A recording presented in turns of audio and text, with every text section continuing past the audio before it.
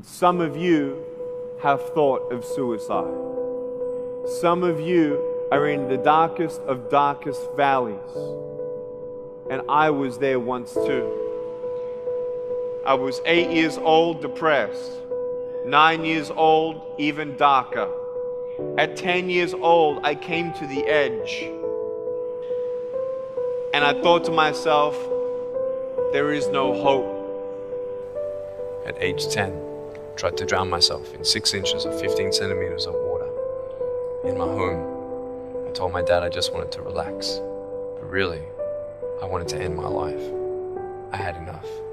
The first 2 times I rolled over, I was trying to work out how much air I hold in my lungs before I let it out. And the third time, in my mind, knowing that I wanted to get out of here because of the bullying in my life, because I was going to be a burden to my parents and I had nothing to look forward to, I realized at that moment that if I actually went through with committing suicide, I would leave a greater burden for my parents than they already had.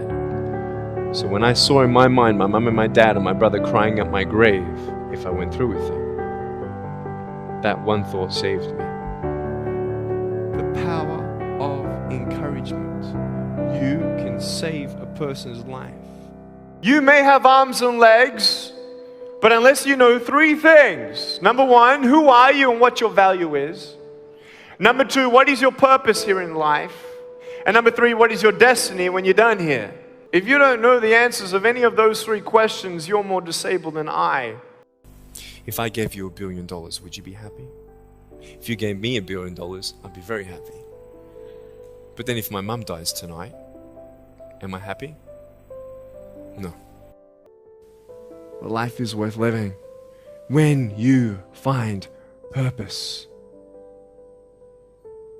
Nick, I don't know what my purpose is. I don't know. My parents want me to do this. My teachers want me to do that. My friends think that I should do this, and I don't know what to do. And you're torn, man. You don't know what to do. You have to make important decisions, man. You don't know what to do. Who do you believe? Follow your heart. If that's who you want to be, if that's what you want to do in life, then walk to it. One day at a time. You got to come to the truth of knowing who you are and why you're here. William Barclay, he said, the greatest 2 days in anyone's life, the day you were born and the day you knew why. I know that there are 1 billion people going hungry today. I know that this year 1 million people will commit suicide. It's 1 every 40 seconds. So many people tease each other. Oh, you're too short, you're too tall, you look whatever. Different hair and all that. It doesn't matter. See, the thing is, when you're in school, when you're growing up in life, it actually sort of matters to people how you look. And then it matters to you because it matters to others. Why? Why does it matter how you look? Because if they don't like you, then who will? If they don't accept you, then who will?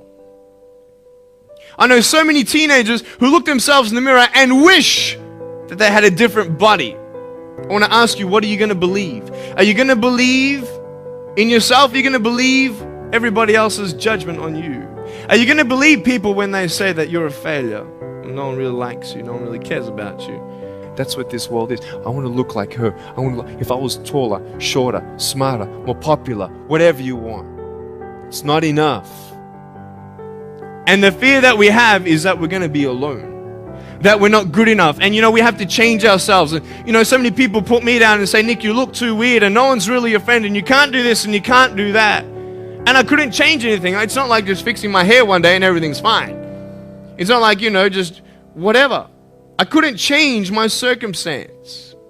I couldn't just one day wake up and say, hey, give me arms and legs. I need arms and legs. But it was so hard because people put me down. And I started believing that I was not good enough. I started believing that I was a failure. That I'd never ever be somebody who people would like or people would accept. And it was so hard, man. I thought to myself, I can't go on the soccer field like everybody else, and I can't ride my bike, and I can't skateboard, and all these sort of things. And I started getting depressed.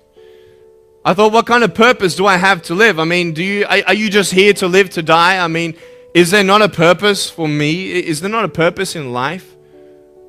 And I had questions and no answers. And I asked my mum and dad, why did this happen? I asked doctors, why did this happen? And they don't know. There are some things in life that are out of your control that you can't change and you got to live with. The choice that we have, though, is either to give up or keep on going. Every single human being has value, and my value is not determined on how I look or what job I have or where I'm from, where I was born, how much money. All that stuff is nothing. And it's funny how the friends around you sort of determine who you are. You change yourself. You come to school.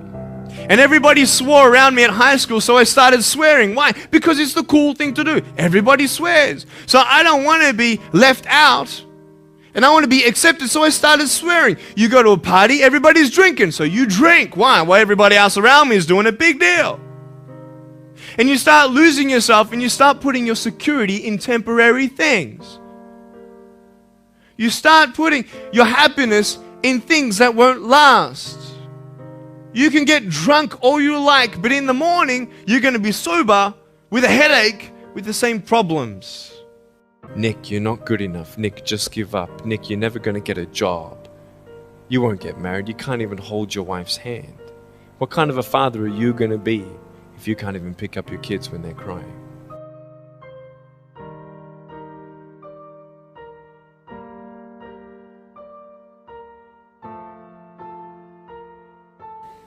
But I tell you, there are some times in life where you fall down and you feel like you don't have the strength to get back up.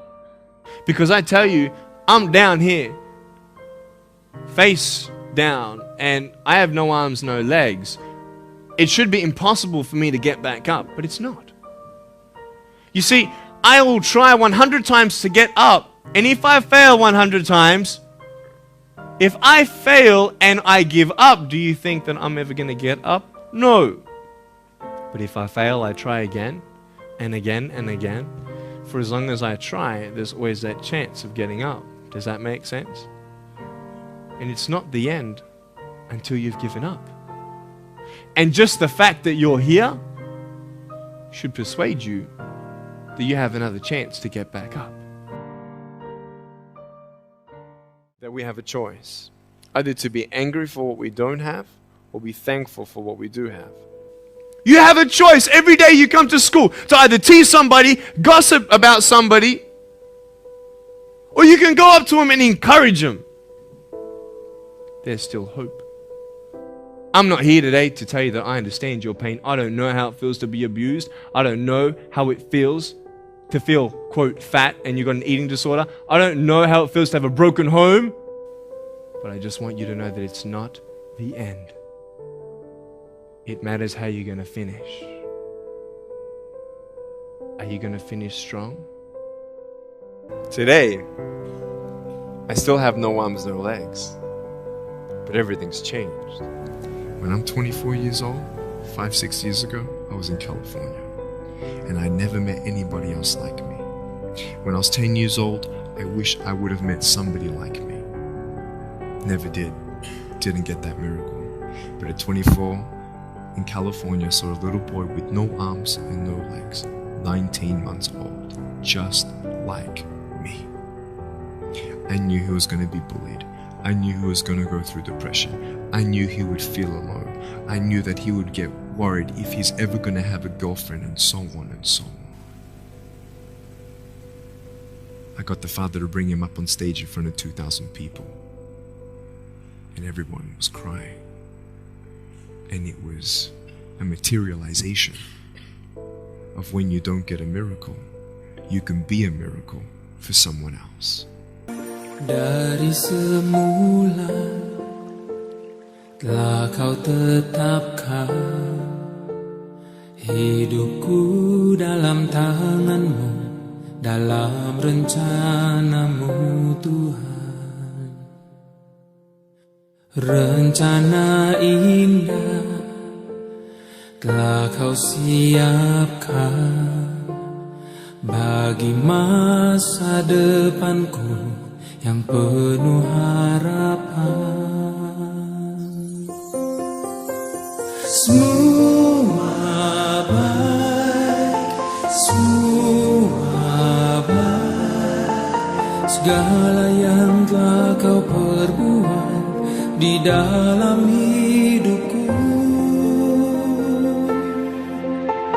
semua baik, sungguh teramat baik.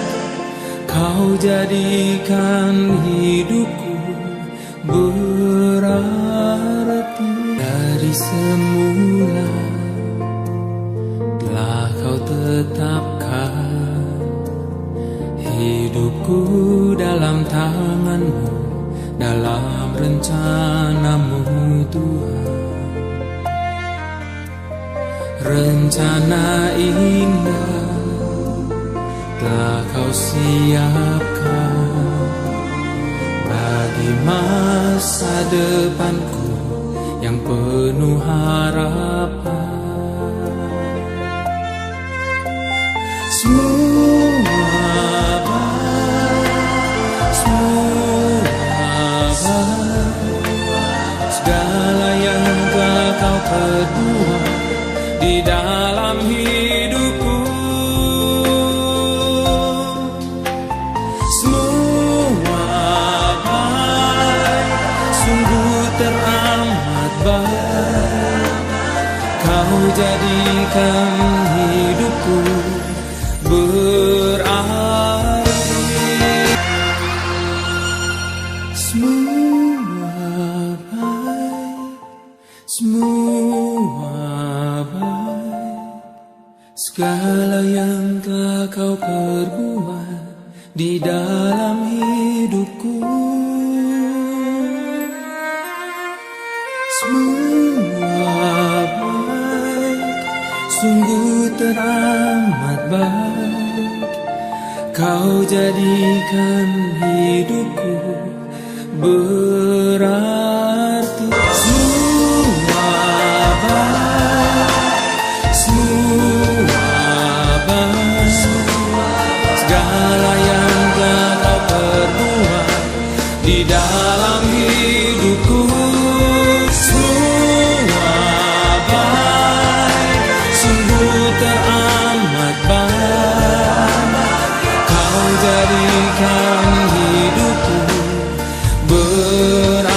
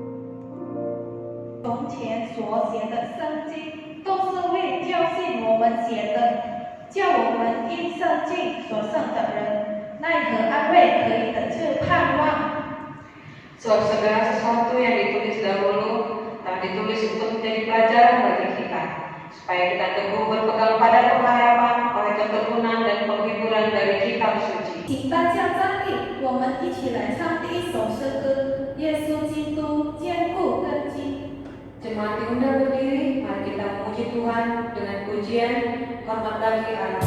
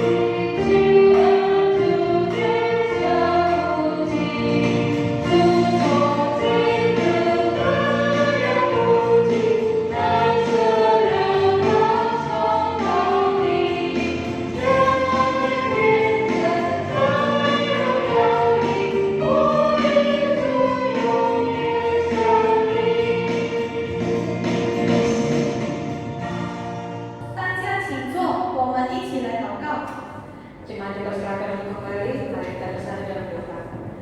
Bapa kami yang baik, yang kami puji dalam nama Yesus Kristus, terima kasih Bapa buat berkat penyertaan-Mu yang Kau berikan pada kami sepanjang minggu hingga pagi ini. Tuhan, terima kasih karena Engkau masih mengizinkan kami untuk bersama-sama bersekutu melalui ibadah online ini. Berkati tiap kami Bapa, berkati jemaat-Mu Bapa, kiranya Engkau segera lakukan Bapa kalau naik Bapa, Engkau berikan kami untuk boleh bersama-sama kembali berkumpul di tempat ini untuk beribadah dan memuji memuliakan Engkau. Bapa, sebentar kami akan mendengarkan firman-Mu, persiapkan tiap hati kami, persiapkan hamba yang kami menyampaikan firman-Mu, agar kiranya kami mengerti apa yang menjadi kehendak-Mu dalam hidup kami. Ampunkan kami atas segala dosa dan kesalahan kami Bapa, agar kami boleh layak datang ke hadapan-Mu, memuji dan memuliakan Engkau. Hanya dalam nama-Mu, dalam nama Anak-Mu yang kudus, Tuhan Yesus Kristus, kami serahkan ibadah ini dari awal pertengahan hingga akhirnya. Haleluya. Amin. 在圣洁的神面前，我们以谦卑的心来认罪祷告。首先，我们来唱第二首诗歌：你的爱不离不弃。 Di hadapan Tuhan yang Maha Kudus, marilah kita rendah hati mengakui dosa. Sebelumnya marilah kita memuji Tuhan dengan pujian kedua, kasih-Mu tak tinggalkan kami.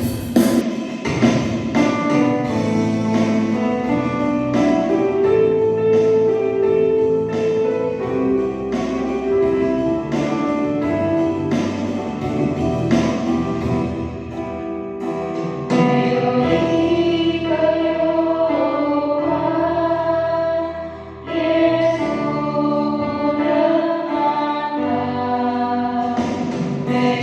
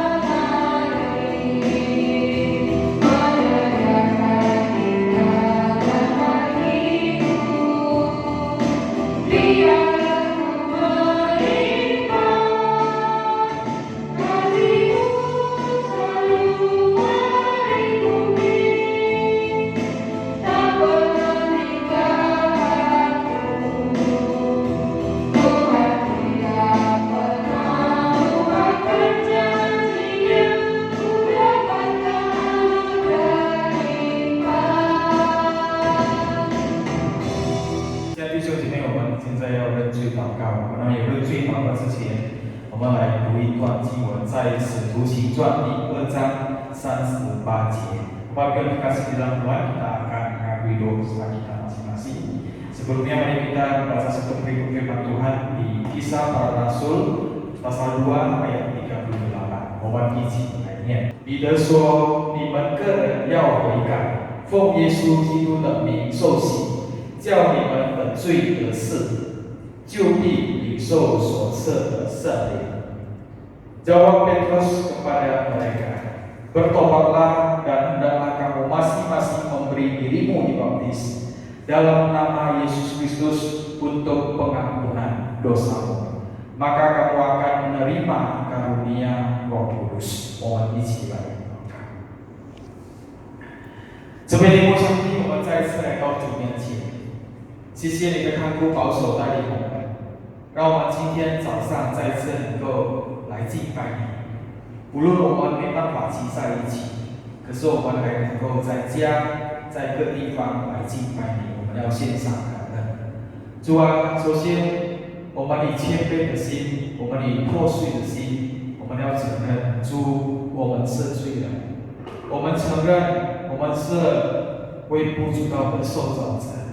主啊，很多时候在我们的生命当中，我们常常违背你的命令，不听你的话，我们常常甚至责怪你。天父上帝，我们很多时候在我们每一天的日常生活里头，我们忽略了你的存在，甚至忽略了你的大能，因此我们时常靠自己的力量。主啊，我们实在的罪孽，我们不配成为你的儿女。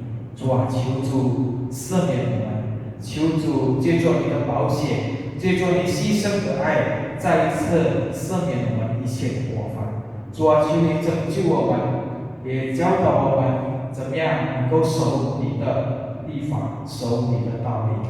主，我们也求主不断的来塑造我们的生命，让我们的生命完全是属于你的，让我们的生命越来越像耶稣基督的生命。谢谢主。求你垂听我们的罪祷告，奉耶稣基督的名祈求，我们一起来念主祷文。我们在天上的父，愿人都尊父的名为圣，愿父的国降临，愿父的旨意行在地上，如同行在天上。我们自由的饮食，今日赐给我们，赦免我们的罪，如同我们赦免得罪我们的人，不叫我们遇见试探，拯救我们脱离凶恶。因为国度、权柄、荣耀，皆是父的，直到永远。阿门。请大家仍然站立，我们一起来宣读我们的信仰《神徒心经》。 Jemaat dipersilakan tetap berdiri, marilah kita mengucapkan pengakuan iman Rasul. 我们来齐经文。 Mari kita bersama ya. 神徒心经。我信上帝全能的父，创造天地的主。我信我主耶稣基督，上帝的独生子，因圣灵感应，如同真理玛利亚所生，在本丢彼拉多手下受难，被钉于十字架，受死埋葬。第三天从死人中复活，升天，坐在全能父上帝的右边，将来必从那里降临，审判活人死人。我信圣灵，我信圣人的教会。 我信圣徒相奉，我信罪得赦免，我信身体复活，我信永生。阿门。我们来齐经文。 Mari kita bersama ya. 在主领坚持，被围的弟兄升高，就该喜乐。父主的降卑也该如此，因为他必要过去，如同早上的花一样。 太阳出来，热风刮起，草就枯干，花也凋谢，美容就笑无了。那富足的人，在他所行的事上也要这样衰残。忍受试探的人是有福的，因为他经过试验以后，必得生命的冠冕。这是主应许给那些爱他的人的。 Bertahan di dalam Tuhan. Baiklah saudara yang berada dalam keadaan yang rendah, bermegah karena kedudukannya yang Dan orang Dan orang kaya karena kedudukannya yang rendah, sebab ia akan hilang seperti bunga rumput. Karena matahari terbit dengan panasnya yang terik dan melayukan rumput itu, sehingga gugurlah bunganya dan hilanglah semaraknya. Demikian juga halnya dengan orang kaya, di tengah-tengah segala usahanya ia akan kenyang. Berbahagialah orang yang tahan dalam pencobaan, sebab apabila ia tertahan uji, ia akan menerima mahkota kehidupan yang dijanjikan Allah kepada barang siapa yang mengasihinya. 荣耀颂。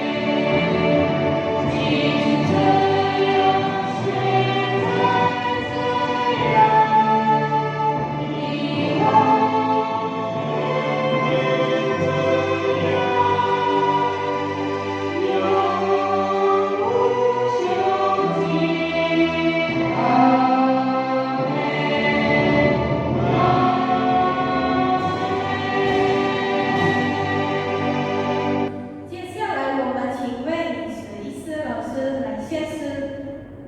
Saat ini kami persilakan guru PKM 11 untuk mempersembahkan sebuah pujian. 我完定来读和原定我的死海能是因图而我的死海。I press on toward the goal to win the prize for which God has called me in the Lord in Christ Jesus.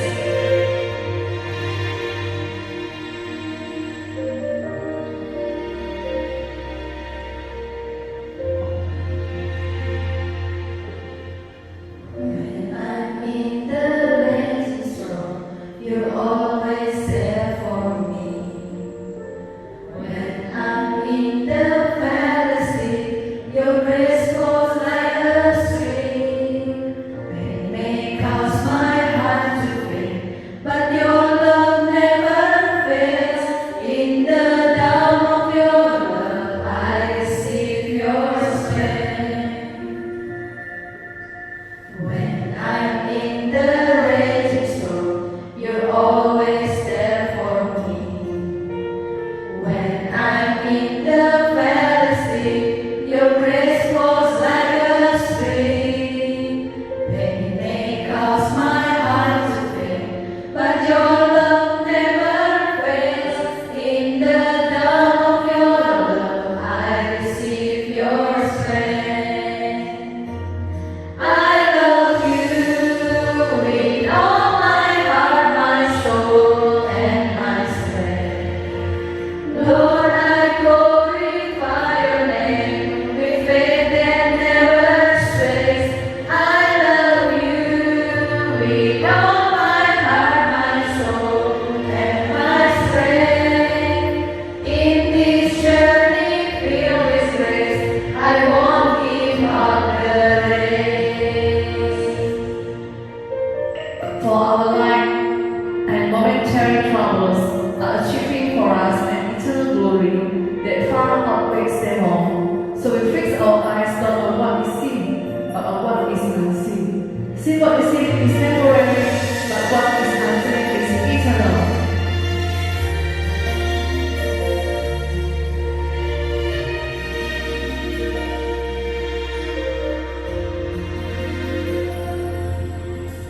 When I'm in the raging storm, you're always there for me. When I'm in the valley, your grace flows like a stream. Pain may cause my heart to fail, but your love never fails. In the dawn of your love, I receive your strength. I love you with all my heart, my soul, and my strength.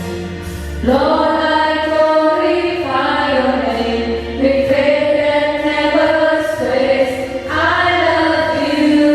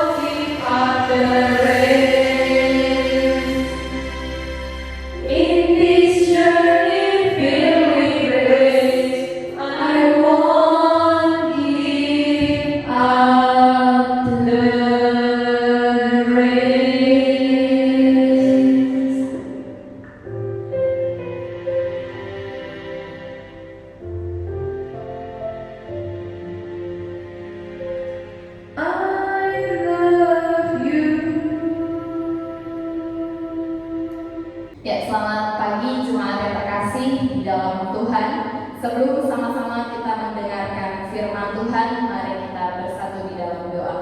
Bapa, kami bersyukur jika pagi ini kami masih diberikan kesempatan untuk boleh mendengarkan firman Tuhan. Kiranya Tuhan berbicara kepada setiap kami, Roh Kudus-Mu berbicara kepada setiap kami, mengubahkan pemikiran kami, mengubahkan hati kami, dan menumbuhkan iman kami kepadamu. Tuhan, kami semua orang-orang yang terbatas, Tuhan yang menolong kami untuk dapat mengerti kebenaran firman Tuhan, untuk dapat memahami dan melakukannya dalam hidup kami sehari-hari. Hamba-Mu yang juga penuh dengan kelemahan dan kekurangan, Tuhan Yesus yang menolong, Tuhan Yesus yang mengurapi. Di dalam nama Tuhan Yesus kami berdoa dan bersyukur. Amin. Saudara, selamat pagi. Saya harap kita semua ada dalam kondisi sehat dan baik-baik saja. Sebelum kita sama-sama membahas kebenaran firman Tuhan, mari saya mengajak kita membuka di dalam Ibrani pasal 12 ayat 1 sampai 3. Saya akan membacakannya untuk kita semua. Ibrani pasal 12 ayat 1 sampai 3. Judulnya adalah nasihat supaya bertekun dalam iman. Karena kita mempunyai banyak saksi bagaikan awan yang mengelilingi kita, marilah kita menanggalkan semua beban dan dosa yang begitu merintangi kita, dan berlomba dengan tekun dalam perlombaan yang diwajibkan bagi kita. Marilah kita melakukannya dengan mata yang tertuju pada Yesus, yang memimpin kita dalam iman dan yang membawa iman kita itu pada kesempurnaan, yang dengan mengabaikan kehinaan tekun memikul salib, ganti sukacita yang disediakan Bapa bagi Dia, yang sekarang duduk di sebelah kanan tahta Allah. Ingatlah selalu akan Dia yang tekun dalam menanggung bantahan yang sehebat itu terhadap dirinya dari pihak orang-orang berdosa, supaya jangan kamu menjadi lemah dan putus asa. Saudara, di dalam kehidupan kita hari lepas hari, kita tentu pernah berpikir kenapa kita harus hidup berdampingan dengan masalah. Kenapa kita harus hidup merasakan penderitaan, merasakan kesengsaraan, merasakan berbagai kesukaran. Dan kita tentu sebagai orang yang percaya kepada Tuhan, sebagai orang yang melayani Tuhan, sebagai orang yang rajin beribadah kepada Tuhan, kita pun tidak lepas dari pertanyaan ini, bukan? Kita seringkali sekalipun kita sudah percaya Tuhan, kita melayani Tuhan, kita pun bertanya-tanya, mengapa hidup saya sebagai orang percaya ditimpa begitu banyak masalah? Kadang saya nggak tahu cara nyelesainnya, saya nggak tahu cara memberhentikannya. Masalah itu datang seperti air yang mengalir, nggak udah-udah. Nah, Bapak Ibu yang terkasih dalam Tuhan, kita adalah orang-orang yang tidak lepas dari yang namanya masalah. Bahkan sekalipun kita adalah anak Tuhan. Nah, saudara yang terkasih dalam Tuhan, kemarin ketika saya merenungkan firman Tuhan, saya membaca sebuah kisah tentang seorang pelayan Tuhan bernama Budi Haryanto. Saudara, Bapak Budi Haryanto ini lahir sebagai anak pertama dan memiliki 4 orang adik. Dia adalah orang yang begitu setia melayani Tuhan sejak dia muda. Sekalipun dia hanya punya satu keahlian, yaitu bermain gitar, dia tidak putus asa, dia tetap melayani Tuhan.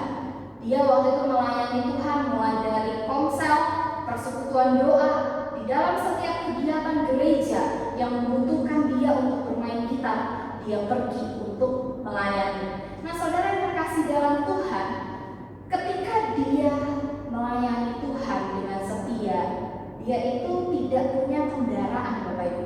Jadi kemanapun dia pergi, dia selalu hanya naik sepeda yang digoes, sepeda yang di kayu. Jadi otomatis panas-panasan, hujan-kehujanan. Tapi ini enggak menyurutkan niat beliau untuk melayani Tuhan. Sampai dia menikah, beliau ini tetap rajin melayani Tuhan. Tetapi Bapak Ibu, dalam melayani Tuhan bukanlah satu tameng yang membuat kita ini bisa lolos dari yang namanya masalah. Ketika Bapak Budi ini menikah dengan istrinya, dia dikaruniakan seorang anak dan dia mendapati anaknya ini ternyata anak yang spesial, anak yang memiliki kebutuhan khusus. Karena apa? Anaknya tidak bisa mendengar dan tidak bisa berbicara. Saudara, tentu ini merupakan hantaman yang cukup keras dalam kehidupan Bapak Budi dan istrinya. Ketika dia setia melayani Tuhan, tetapi tiba-tiba Tuhan mengaruniakan seorang anak yang memiliki kebutuhan khusus, tentu tidak banyak orang yang bisa dengan cepat menerima kenyataan ini, bukan? Lalu ketika dia dikaruniakan anak yang spesial, anak yang tidak bisa mendengar dan tidak bisa berbicara, dia tidak berhenti melayani Tuhan. Hingga 2 tahun kemudian, ketika anaknya masih berusia 2 tahun, Bapak Budi ini divonis menderita sakit komplikasi, sakit di usia muda. Bapak Ibu, karena sakit ini beliau harus terpisah dengan istrinya karena beliau harus menjalani proses terapi di kota yang berbeda. Jadi istrinya yang tadinya tidak bekerja sekarang harus bekerja, menanggung biaya pengobatan Bapak Budi, biaya terapinya, juga menanggung kebutuhan anaknya. Saudara yang terkasih dalam Tuhan, ekonomi keluarganya terpuruk. Saudara, kita melihat bagaimana kehidupan orang yang setia melayani Tuhan itu tidak lolos dari yang namanya masalah. Sama seperti Anda dan saya, tidak hanya Bapak Budi yang dihantam oleh berbagai masalah, tetapi kita juga sebagai orang percaya seringkali menyaksikan bahwa hidup kita selalu dihantam oleh banyak masalah. Ada banyak masalah hebat yang terkadang terjadi di dalam kehidupan orang percaya. Hantaman masalah bisa berupa masalah ekonomi, masalah kesehatan, masalah pekerjaan, masalah relasi. Saudara, kita tentu tidak mudah ketika kita rajin melayani Tuhan, tiba-tiba kita divonis kanker. Kita setia memberikan persembahan, kita setia melakukan tanggung jawab kita di hadapan Tuhan. Tetapi ketika suatu hari Tuhan mengizinkan kita divonis kanker stadium 4C, apakah kita dengan mudah menerima itu, Bapak Ibu? Hantaman masalah itu tidak pandang bulu. Tidak bisa kita berpikir, oh saya orang Kristen, saya akan sehat terus sampai saya bertemu Tuhan. Oh saya orang Kristen, saya akan cukup terus sampai saya bertemu dengan Tuhan. Oh saya orang Kristen, saya tidak akan kena corona.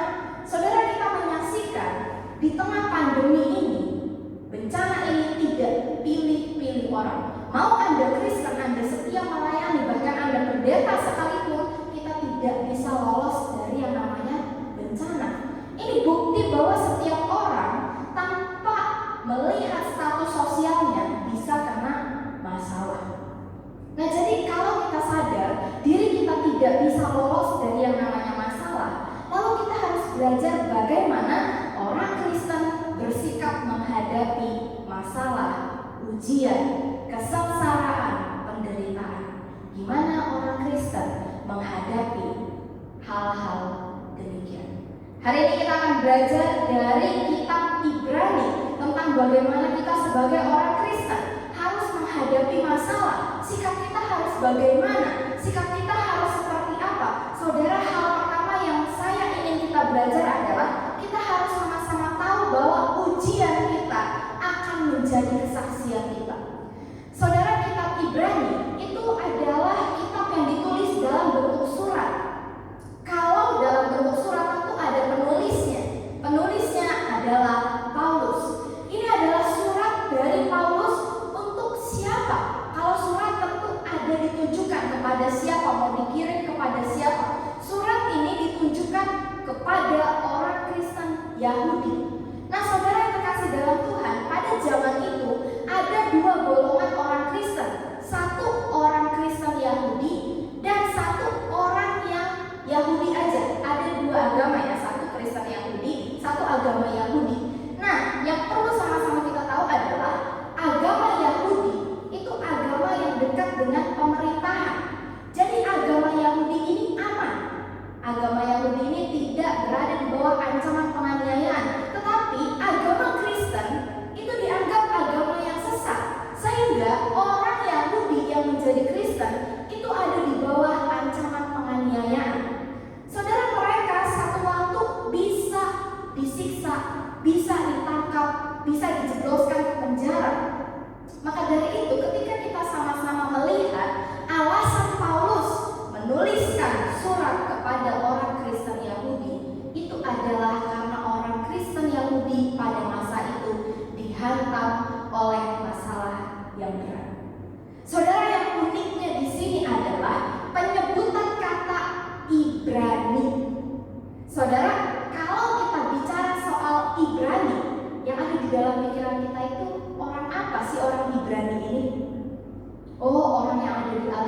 itu orang Ibrani. Oh, orang Israel itu orang Ibrani. Saudara yang terkasih dalam Tuhan, di dalam bahasa aslinya, Ibrani itu ditujukan kepada setiap orang keturunan Abraham dan yang mewarisi iman Abraham. Kita adalah orang-orang yang mewarisi iman Abraham. Kita percaya kepada satu Allah. Allah yang dipercayai oleh Abraham itu juga Allah yang kita percaya hingga saat ini. Jadi surat Ibrani itu ditujukan juga kepada kita, bukan hanya kepada orang yang hidup di 2000 tahun yang lalu, tetapi juga kepada kita, orang yang mewarisi iman Abraham. Karena di dalam Alkitab, saudara, Alkitab, Tuhan itu tahu bahwa orang Kristen di segala zaman akan menghadapi banyak masalah, akan menghadapi banyak tantangan, bahkan kita akan hidup berdampingan dengan penderitaan. Maka surat ini ditujukan bagi kita. Surat ini ditujukan untuk menguatkan kita yang menghadapi masalah. Dan satu hal yang perlu kita sama-sama mengerti, sama-sama pahami adalah bahwa ujian yang kita hadapi hari ini akan menjadi sebuah kesaksian.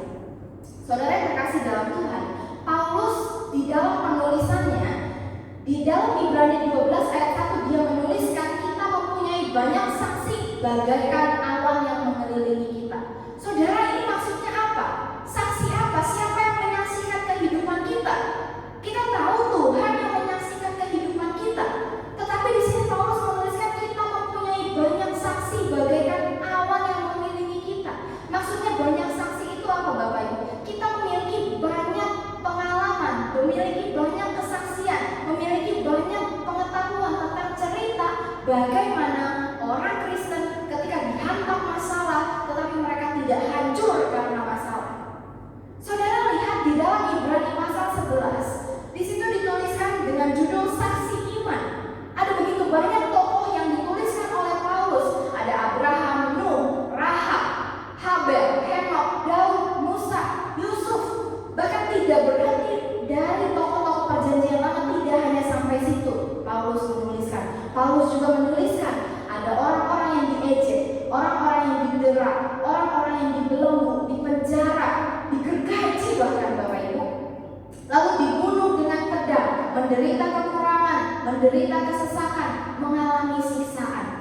Saudara yang terkasih dalam Tuhan, Paulus menjelaskan kepada jemaat Kristen pada saat itu bahwa lihat, kamu sekarang menghadapi berbagai penderitaan, kamu hidup di bawah ancaman penganiayaan, tetapi kamu jangan kalah, karena kamu memiliki banyak cerita tentang bagaimana anak-anak Tuhan bertahan di tengah-tengah penderitaan. Saudara, ujian-ujian yang dialami para tokoh iman yang dijelaskan oleh Paulus itu bukan ujian yang mudah. Kalau kita tahu Abraham, apakah ujiannya mudah? Tidak mudah. Dia harus mempersembahkan Ishak, anak yang ditunggu 25 tahun. Kita menyaksikan ujian yang dilalui oleh Nuh. Apakah mudah? Tidak. Dia harus dicap gila karena dia membangun bahtera di atas sebuah gunung. Tidak mudah, Bapak Ibu. Ketika kita diejek, iman kita diejek, kita melakukan firman Tuhan lalu kita diejek, tidak mudah. Lalu kita melihat ujian yang dialami oleh Daud, apakah mudah? Tidak mudah, Bapak Ibu. Dia dikejar-kejar oleh Saul sekian lama. Dia dimusuhi oleh Saul. Dia juga dimusuhi oleh anaknya Saul, hingga dia harus melarikan diri. Ini masalah yang tidak mudah untuk dihadapi. Kita juga tentu punya banyak masalah, Bapak Ibu. Dalam relasi kita dengan anak-anak kita tidak selalu mulus. Dalam relasi dengan pasangan tidak selalu lancar. Dalam kondisi perekonomian tidak selalu kita berada di atas. Dalam pekerjaan tidak selalu kita mengerti atasan kita, dan tidak selalu kita mendapatkan apa yang sesuai dengan keinginan kita. Kita udah kerja over waktu, ya, kita udah kerja dari pagi bahkan sampai tengah malam, tapi gaji nggak pernah naik. Apakah itu bukan masalah? Itu masalah. Kita mencoba membuka usaha baru tapi tidak berhasil, malah bangkrut. Apakah itu bukan masalah? Itu masalah, Bapak Ibu. Tetapi Paulus memesankan kepada kita, kamu punya masalah, lihat Alkitab, Lihat bagaimana Alkitab menjelaskan begitu banyak tokoh-tokoh di dalam kekristenan yang mengalami masalah, tetapi mereka tidak kalah oleh masalah. Bahkan kita juga melihat ada orang-orang yang dibelenggu, ada orang-orang yang dipenjara, ada orang-orang yang dilempari, ada orang-orang yang bahkan sampai digergaji, Bapak Ibu. Bahkan kalau kita nanti tahu, Paulus pun bukan mati dengan cara yang wajar, tetapi ini tidak membuat mereka meninggalkan iman mereka pada Tuhan. Saudara, inilah yang dimaksud kesaksian.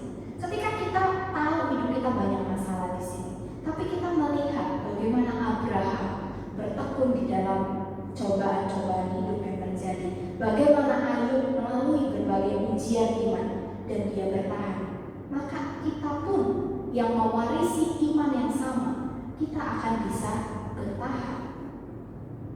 Kita tahu cerita mereka, kita tahu susah jatuh bangunnya mereka, maka kita juga akan tahu bagaimana Tuhan menyertai mereka.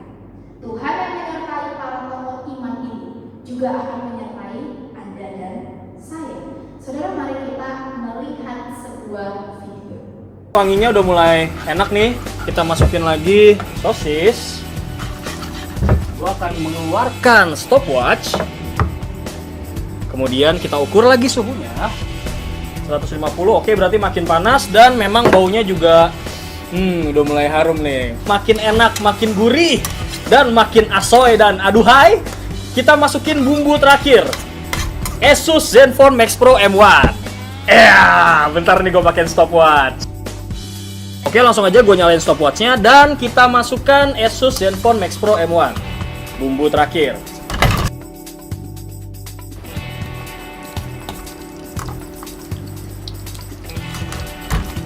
Oke, udah mulai gosong. Kita tirisin dulu sekarang. Cek dulu ya panasnya ya. Oke, lu cek di sini panasnya 110, 108 sampai 10 derajat. Ini kompornya 180.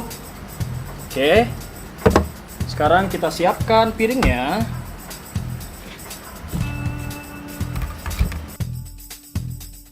Gua stop dulu ya.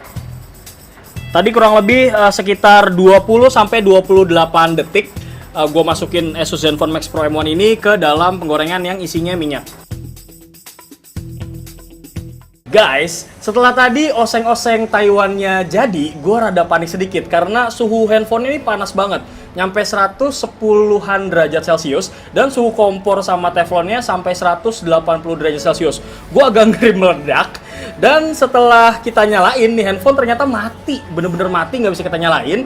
Kita rada panik. Gue sempat mikir apa memang ini berhenti sampai di sini ekstremitas kita. Tapi ternyata setelah gue tunggu sampai sekitar 10-20 menit ini handphone ternyata bisa nyala. Lo bisa cek. Tapi di sini lo bisa lihat, bro and sis, di sini ada sedikit bercakan-bercakan minyak yang masuk. Di sini kelihatan jelas ya. Ya wajar lah ya, karena ini. Nah, saudara yang terkasih dalam Tuhan, kita sama-sama lihat ya, video ini merupakan sebuah video uji coba terhadap daya tahan sebuah handphone. Nah, kalau lihat video lengkapnya Bapak Ibu, handphone ini tidak hanya digoreng, tapi juga dipukul pakai palu, terus juga nanti dilindas pakai motor. Nah, saudara, ini menguji ketahanan handphone ini. Apakah handphone ini benar-benar tahan uji? Apa tujuan dari ujian ini Bapak Ibu? Ujian ini akan menghasilkan sebuah testimoni. Saudara, kalau kita jualan sebuah produk, kita mengharapkan ada testimoni. Testimoni ini apa? Jadi setelah saya makan barang dagangan yang makanan yang dijual, lalu saya merasa makanan ini enak, saya akan bilang kepada penjualnya, makanan kamu tuh enak banget, saya tunggu ya kalau buat lagi, saya mau pesan lagi. Ini yang dinamakan testimoni. Setelah saya mencicipi, setelah saya mencoba, setelah saya merasakan, saya bisa menyatakan makanan ini enak. Jadi, kalau kita mau buat testimoni,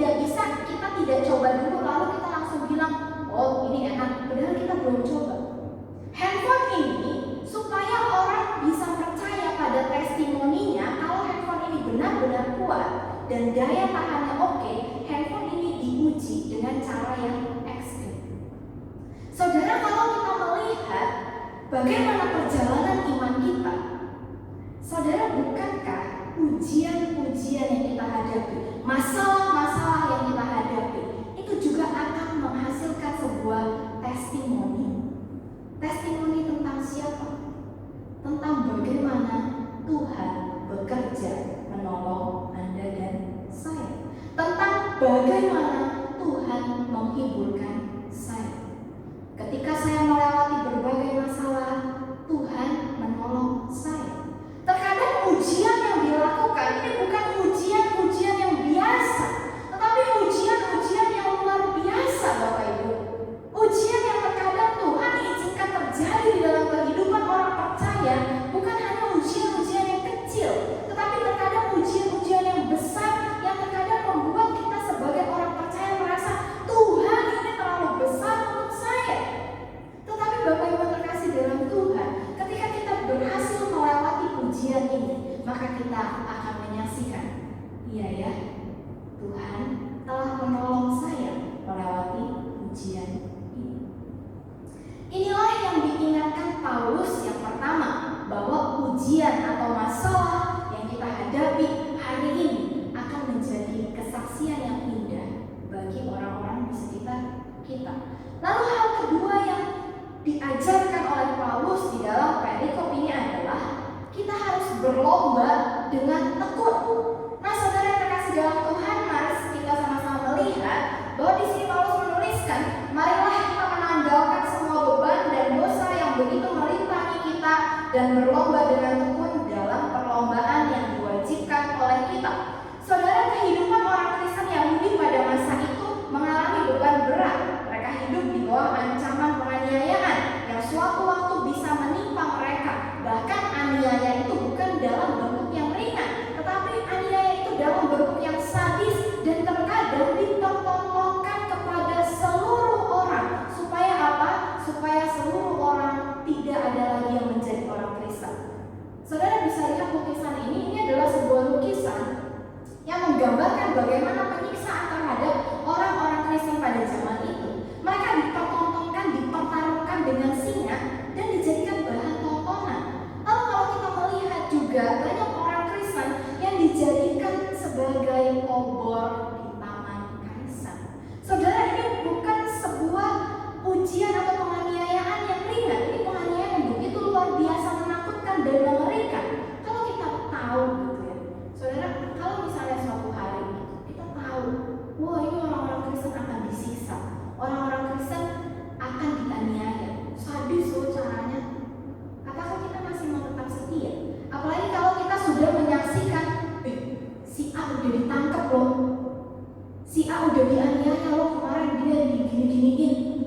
Apakah kita masih mau setia mengikut Tuhan? Apakah kita masih mau dengan tekun mengikut Tuhan? Pasti kita mulai berpikir, bagaimana saya bisa menyembunyikan identitas saya sebagai orang Kristen? Bagaimana saya bisa melepaskan kekristenan ini supaya saya bisa aman dari ancaman penganiayaan? Beberapa dari kita mungkin berpikir demikian.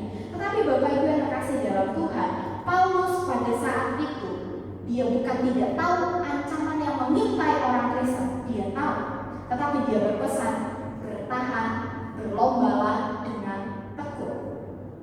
Saudara yang terkasih dalam Tuhan, mari kita sama-sama kembali mengingat mengapa para tokoh iman dapat bertahan di tengah segala hantaman masalah.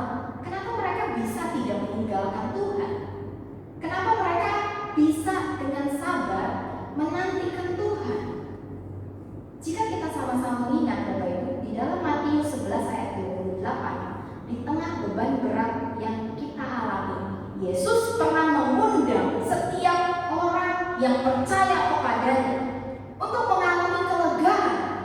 Matius 11 ayat 28 berpesan, marilah, mengundang maksud saya, marilah kepadaku semua yang letih, lesu dan berbeban berat, kukan memberi kelegaan. Jadi kalau kita sama-sama bertanya, mengapa para tokoh iman dapat bertahan di dalam penderitaan?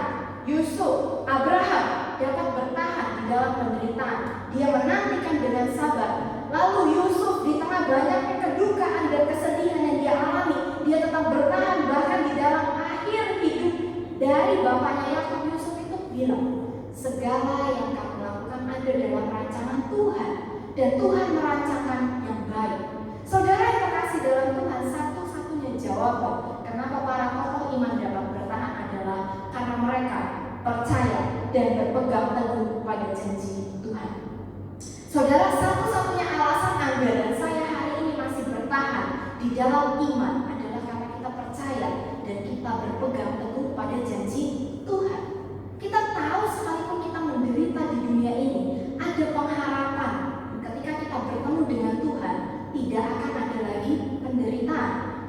Paulus berpesan juga kepada jemaatnya, kamu lihat sekarang penderitaan, kamu alami penderitaan, kamu alami penganiayaan, tetapi ada janji hidup kekal.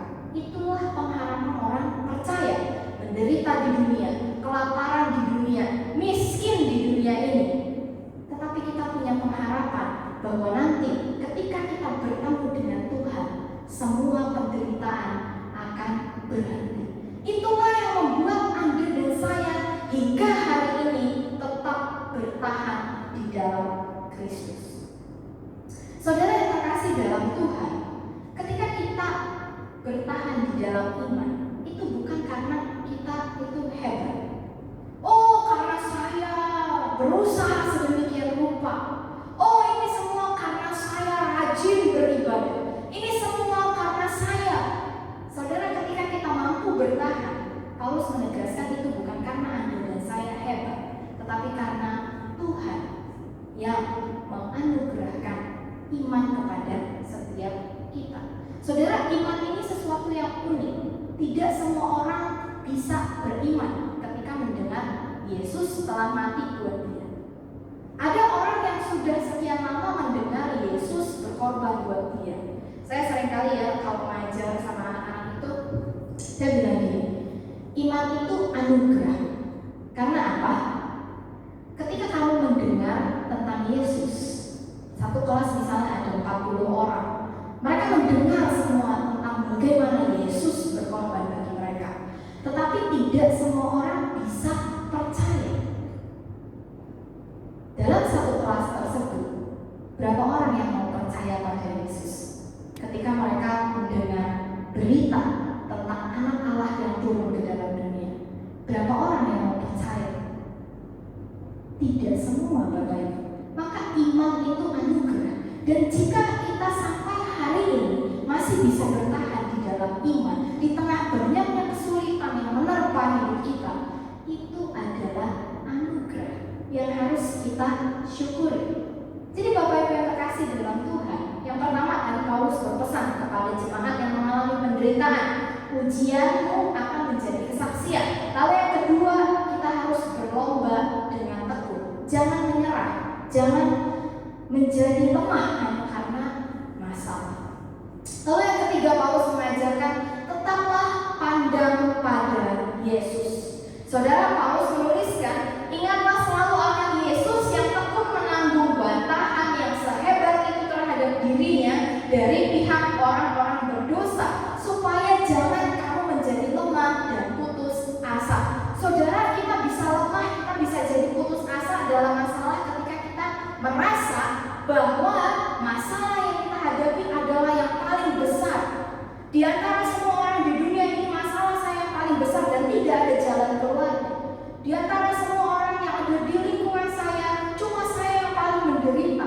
Ketika kita berpikir demikian, maka kita akan mudah menjadi lemah dan putus asa. Karena kita ketika berpikir demikian, kita tidak mengingat bagaimana Yesus juga menghadapi berbagai hantaman masalah ketika dia melayani, ketika dia hidup sebagai manusia. Bukankah masalah yang dihadapi Yesus lebih besar daripada yang kita hadapi? Bukankah penderitaan, kesengsaraan yang dihadapi Yesus itu lebih besar daripada yang kita hadapi hari ini? Tidak ada dari antara kita yang hingga hari ini sampai mencucurkan darah untuk bertahan dalam iman.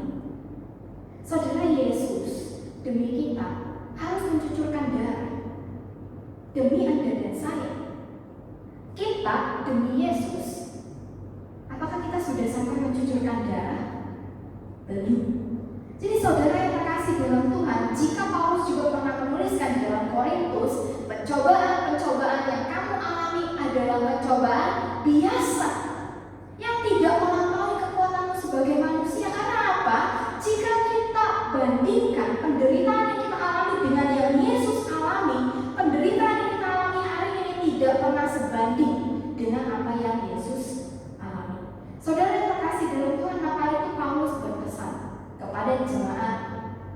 tulisan waktu itu.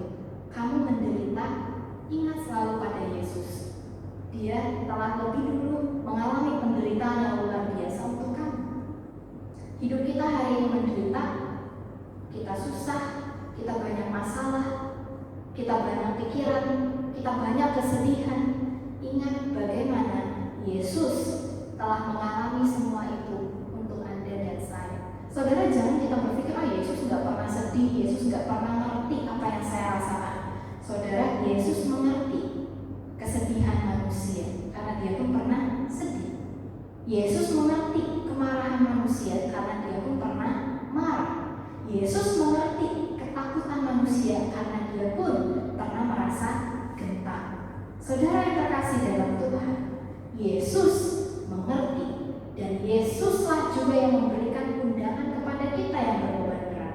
Mari kepadaku semua yang letih, lesu dan berbeban berat. Jadi saudara yang terkasih dalam Tuhan, ada 3 hal yang kita pelajari hari ini ketika kita mengalami berbagai penderitaan di dalam kehidupan. 1, ujian kita akan menjadi kesaksian kita. 2, harus berlomba dengan tekun. Dan yang ketiga, mari terus memandang pada Yesus. Saudara, tadi di awal saya sempat bercerita tentang seorang bernama Budi Haryanto. Nah, mari kita lanjutkan cerita tentang beliau. Saudara, tadi saya bercerita sampai Bapak Budi divonis dengan sakit komplikasi dan dia harus terpisah dengan istrinya. Nah, saudara, Bapak Budi tidak sembuh, dia meninggal. Dia meninggal ketika anaknya berusia 4 tahun. Namun, ada satu kejadian sebelum dia meninggal.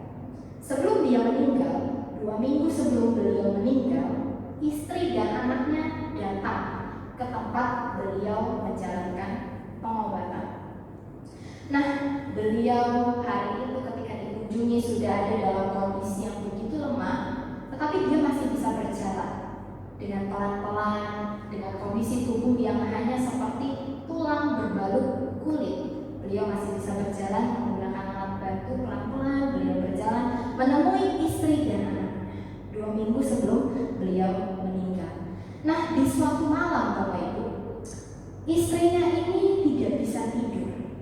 Ketika istrinya tidak bisa tidur, istrinya ini duduk di sudut tempat tidur dan dia sayup-sayup mendengar seperti ada suara orang bermain gitar. Bukan hantu Bapak Ibu ya. Seperti ada suara orang bermain gitar. Maka istrinya ini keluar dari kamarnya, lalu dia melihat Bapak Budi itu sedang berusaha bermain gitar. Dan saudara yang terkasih dalam Tuhan, dia berusaha bermain gitar semampunya dan sambil menyanyikan sebuah lirik yang hingga hari ini kita kenal lirik dari lagu ini.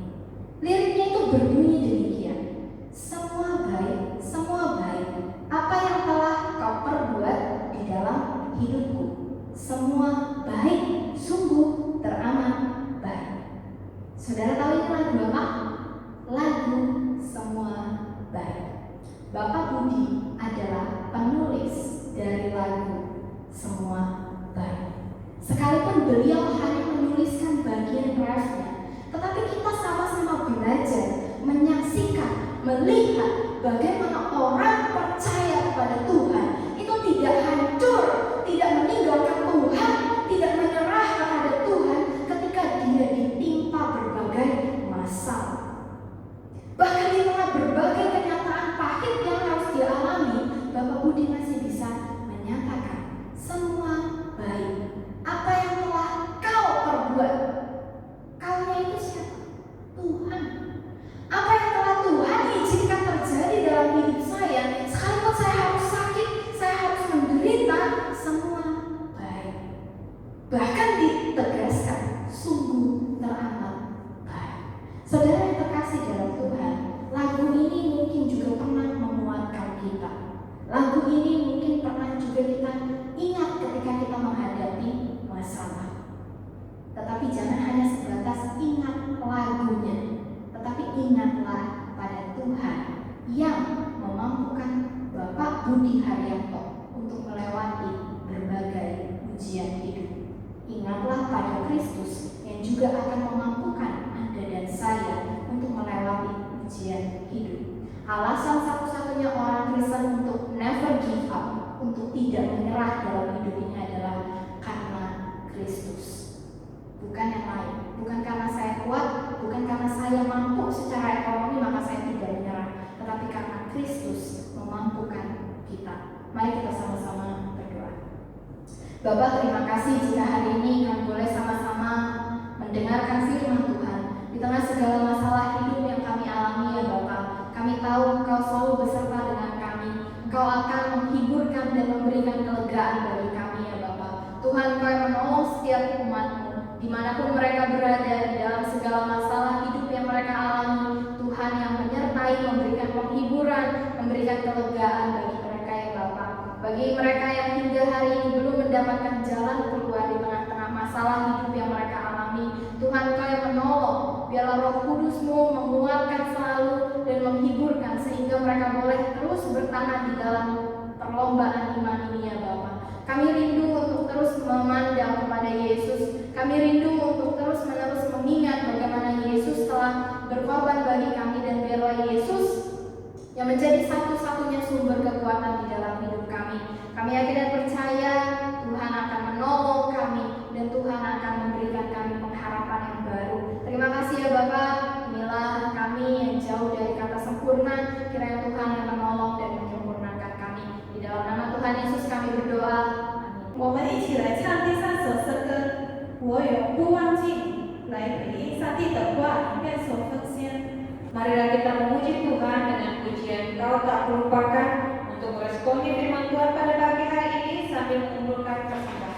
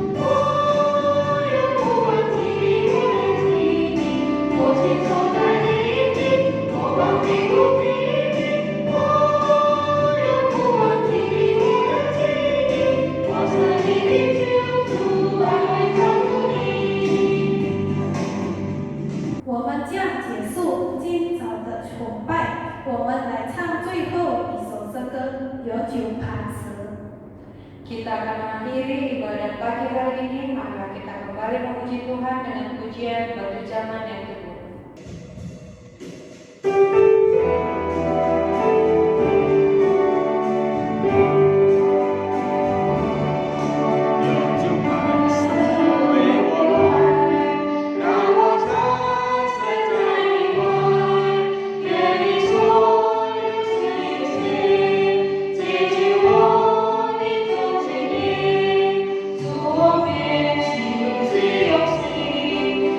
我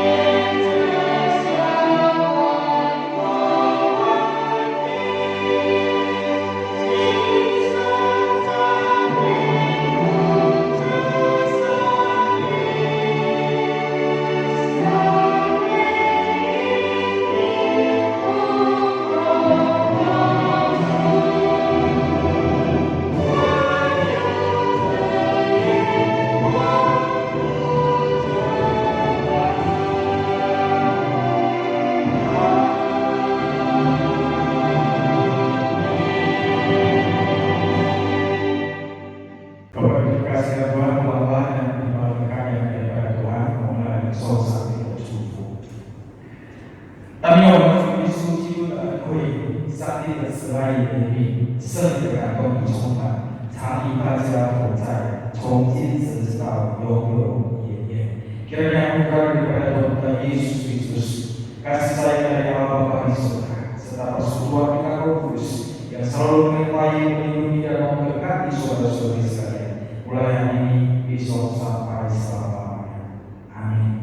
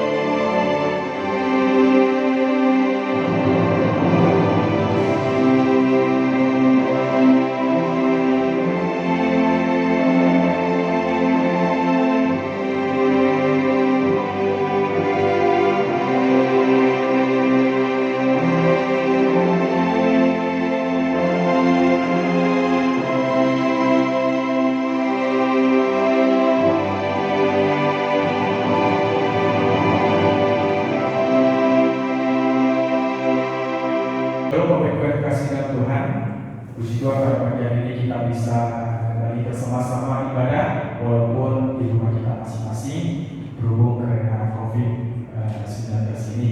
Saya mohon kita semua bisa tetap bersabar karena memang sudah direncanakan di awal bulan Juli akan dilaksanakan ibadah bersama. Tapi berhubung Medan masih tergolong zona merah, jadi saya sudah berkomunikasi dengan Pak Des kita, tapi Pak Des mengatakan lebih bagus kita pending dulu, kita menunggu arahan dari pemerintah selanjutnya. Jadi saya pribadi mohon kepada jemaat semua untuk bersabar, teruslah berdoa sehingga suatu hari kita bisa berkumpul kembali bersama. Bapak Ibu yang dikasihi Tuhan, pertama-tama kami mau mengucapkan terima kasih kepada Saudara Altea yang sudah menyampaikan firman Tuhan pada hari ini. Kiranya firman Tuhan yang disampaikan bagi kita semua kita bisa melaksanakannya di dalam kehidupan kita sehari-hari.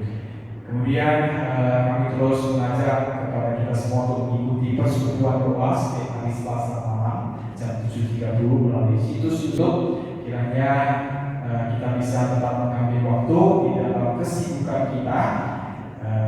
Ambillah waktu masing-masing dan tempat masing-masing untuk datang ke hadapan Tuhan, berdoa bersama dan juga belajar firman Tuhan bersama.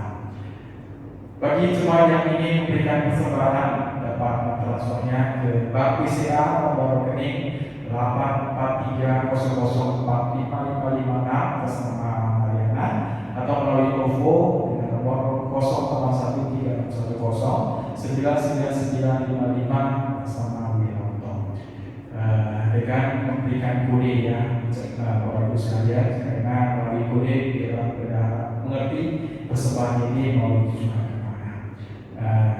Tetap mengimbau kepada kita jangan lupa memberikan persembahan, dan karena persembahan adalah milik Tuhan sendiri. Jadi jangan kita bisa ikut ibadah tetapi karena di rumah ya jadi lupa memberikan persembahan.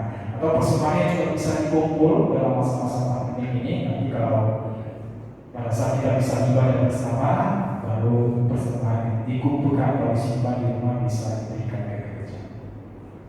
Kami terus mengimbau kepada jemaat sekalian untuk menjaga kesehatan, tetap cuci tangan, jaga jarak, kemudian tetap pakai masker, khusus pada saat kita berada di luar rumah ataupun kondisi tubuh kita tidak fit ataupun dalam keadaan sakit.